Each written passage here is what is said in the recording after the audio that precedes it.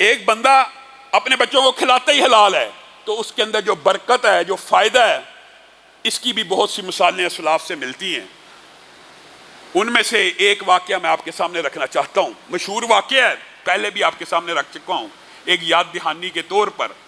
نوح ایک land lord ہے، ایک رئیس ہے مدینہ کا، نوح نامی، اس کا ایک باغ ہے۔ اس باغ کی حفاظت کے لیے وہ ایک مالی کی جاب نکالتا ہے، ایک مالی آ جاتا ہے، اس کا نام مبارک ہے۔ اس کو کہتا ہے اس باغ کی تو نے حفاظت کرنی ہے، اس باغ کی دیکھ بھال کرنی ہے، اس کی زراعت کو چلانا ہے وغیرہ وغیرہ۔ 3-4 سال کے بعد نوح اپنے باغ میں آتا ہے اور مبارک مالی کو آواز دیتا ہے، مبارک جا پھل توڑ کے لا جو بڑا میٹھا ہو۔ مبارک مالی جاتا ہے، پھل توڑ کے لاتا ہے اپنی نظر میں جو سب سے اچھا ہے، کڑوا۔ مبارک یہ تو کڑوا پھل ہے، تو باغبان ہے، تو مالی ہے، تجھے ایک عرصے سے رکھا ہوا ہے، جا پھل ایسا لے کے آ جو بالکل خستہ حال اور شستہ ہو اور اس کے اندر مٹھاس ہو۔ اب لے کے آیا ہے، پھر پھل توڑ کے مبارک اب کے ترش نکلا ہے، ایک مرتبہ گلا ہوا نکلا، ایک مرتبہ کڑوا نکلا، ایک مرتبہ ترش نکلا۔ کہا مبارک کیسا مالی ہے، اتنے سال سے باغ میں کام کر رہا ہے، تجھے یہ پتا نہیں ہے پھل میٹھا ہے کہ کڑوا ہے؟ کہا مالک جس وقت آپ کا میرا معاہدہ طے پایا تھا، آپ نے اس میں مجھے پھل کو چکھنے کی اجازت نہیں تھی دی۔ آپ نے کہا تھا صرف اس کی نگرانی کرنی ہے، اس کی زراعت کرنی ہے۔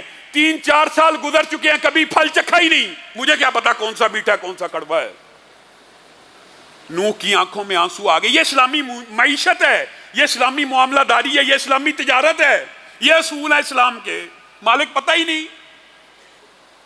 نوح کی آنکھوں میں آنسو آ گئے، گھر گیا، کہا بیٹی میری ایک بات ماننے گی؟ جی بابا، اس وقت دھرتی کے اوپر میری نظر میں ایک بہت بڑا ایماندار شخص موجود ہے، اگرچہ غریب ہے، میں چاہتا ہوں میں تیرا نکاح اس سے کر دوں۔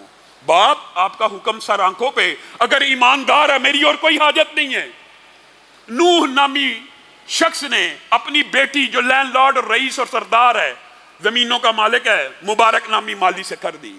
کس بنیاد کے اوپر؟ للہیت، تقوی اور ایمانداری اور امانت داری کی بنیاد کے اوپر کی ہوئی، یہ حلال کمائی کی برکتیں ہیں۔ شادی کی ہے، اللہ تعالیٰ نے پیدائش کے اوپر ایک بچہ عطا کیا ہے، اس کا نام عبداللہ رکھا۔ وہی عبداللہ جب بڑے ہوئے، حدیث کے فن کے اتنے بڑے ماہر بنے، کتنا عرصہ گزر گیا، 1200 برس سے ہو گئے ہیں نا۔ آج بھی عبداللہ ابن مبارک کا نام جب بھی لیا جاتا ہے، حدیث کا ہر طالب علم اس کی آنکھیں جھک جاتی ہیں، کتنا بڑا محدث ہے، اتنا بڑا امام کس شادی کے نتیجے میں پیدا ہوا؟ یہ مبارک مالی کی نوح کی بیٹی سے شادی ہوئی، اللہ نے عطا کیا تو عبداللہ ابن مبارک جیسا بیٹا عطا کیا۔ کون عبداللہ ابن مبارک؟ بات آئی ہے تو سن لیجیے۔ وہ عبداللہ ابن مبارک کہ جس کے ہمسائے میں گھر بک رہا ہے اور ہمسایہ گھر کی قیمت دگنی مانگ رہا ہے۔ لوگوں نے پوچھا یہ گھر تو 8000 کا ہے، آپ 16000 کا بیچتے ہیں؟ کہا 8000 گھر کی قیمت ہے اور 8000 عبداللہ ابن مبارک کی ہمسائیگی کی قیمت ہے۔ وہ عبداللہ ابن مبارک کہ جن کو پتا لگا میرا ایک غیر مسلم ہمسایہ گھر بیچ رہا ہے، جا کے پوچھا کیا بات ہے؟ کہا پیسوں کی ضرورت تھی۔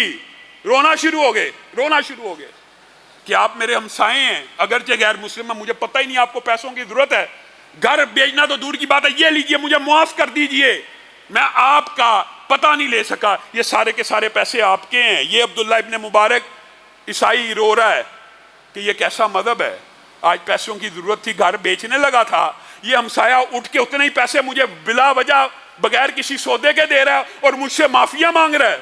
یہ عبداللہ ابن مبارک ہیں کہ جن کے ہاتھوں پہ صرف اس ہمسائے نے نہیں، سینکڑوں لوگوں نے اسلام کو قبول کیا۔ لیکن میرے بھائیو، تجارت کے اندر بھی ایمانداری کی ایک اہمیت ہے۔ اسی عبداللہ ابن مبارک کے شاگرد نے خواب دیکھا۔ کیا دیکھا؟ کہ عبداللہ ابن مبارک کو جب دنیا سے چلے گئے، خواب حجت نہیں ہوتے، لیکن بعض خواب برائے تنبیہ اور برائے اصلاح ضرور ہوتے ہیں۔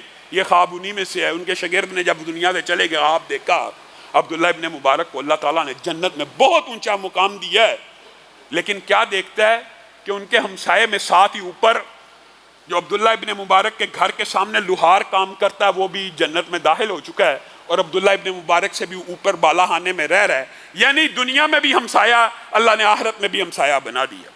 اب اس طالب علم کو بڑی حیرانگی ہوئی کہ میرا استاد، میرا شیخ اتنی حدیثوں کا حافظ تھا، اتنے محدث، اتنے علماء، اتنے فضلاء پیدا کیے، وہ تو جنت میں چلا ہی گیا، ایک سامنے عام لوہار وہ کیسے جنت میں چلا گیا؟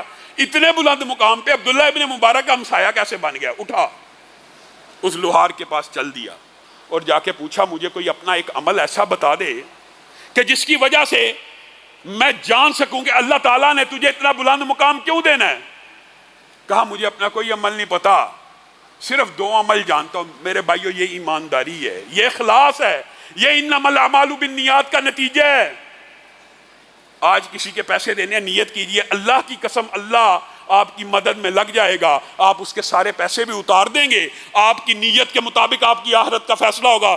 بندہ خلوص نیت سے نیت رکھتا ہو میں نے ایک ایک پائی ہر بندے کی لٹا کے اس دنیا سے جانا ہے، اسی نیت کے اوپر حساب ہونا۔ یہ لوہار ہے، لوہار کہتا ہے ایک تو زندگی میں کبھی حرام نہیں کمایا، ایک کام یہ کیا، اور دوسری بات میرے ذہن میں یہ خیال تھا کہ جب بھی اللہ تعالیٰ کی پکار آئے گی تو میں یہ نہیں تھا دیکھتا میں کیا کام کر رہا ہوں، حتیٰ کہ کئی مرتبہ ایسا ہوتا تھا میرے سامنے لوہا گرم تھا، ہتھوڑا میں اٹھاتا، ہاتھ پیچھے چلا جاتا اور وہاں سے مؤذن اذان دیتا، صدا کہتا اللہ اکبر اللہ اکبر، میں ہتھوڑا آگے نہیں چلاتا، پیچھے پھینک دیتا تھا۔ اور تیسری بات، میں رات کو کام کیا کرتا تھا تو میں دیکھتا تھا عبداللہ ابن مبارک حدیث پڑھے ہیں، قرآن پڑھے ہیں، کبھی قرآن کی تلاوت ہو رہی ہے، کبھی احادیث کی ورگردانی ہو رہی ہے، کبھی ذکر الہی میں مشغول ہے، کبھی نفل پڑھے ہیں، اور میں کام میں لگا ہوتا تھا، میرے دل میں ایک خواہش پیدا ہوتی تھی، میرے بھائیو یہ ہے انما الاعمال بالنیات۔ اللہ جتنا تو نے امیر عبداللہ ابن مبارک کو بنایا ہے، میں تو محنت مزدوری کرتا ہوں، میرے پاس تو وقت نہیں ہے، بیوی بچوں کو پالنے کے لیے بھی میرے پاس ٹائم کم ہے، سارے دن محنت کے بعد چند ٹکے کماتا ہوں۔ اللہ اگر عبداللہ ابن مبارک جتنی دولت مجھے دے دے تو میں بھی عبداللہ ابن مبارک جیسی عبادت تجھے کر کے دکھاؤں گا، میں بھی عبداللہ ابن مبارک جیسا قرآن تجھے پڑھ کے دکھاؤں گا، میں بھی عبداللہ ابن مبارک جیسا ذکر تجھے کر کے دکھاؤں گا۔ شاگرد نے کہا بس میں سمجھ گیا تجھے کس وجہ سے عبداللہ بن مبارک سے بھی اونچی جگہ مل گئی، نیت ہے، حلال کھانے والا ہے لوہار۔ اسی لیے نبی کریم نے کہا جو تاجر ایماندار ہوگا تو صرف ایماندار وہ نبیوں صلحاء کے ساتھ شہیدوں کے ساتھ ہوگا۔ اللہ رب العزت جو کہا گیا جو سنا گیا اس کو سمجھنے کی توفیق عنایت فرمائے۔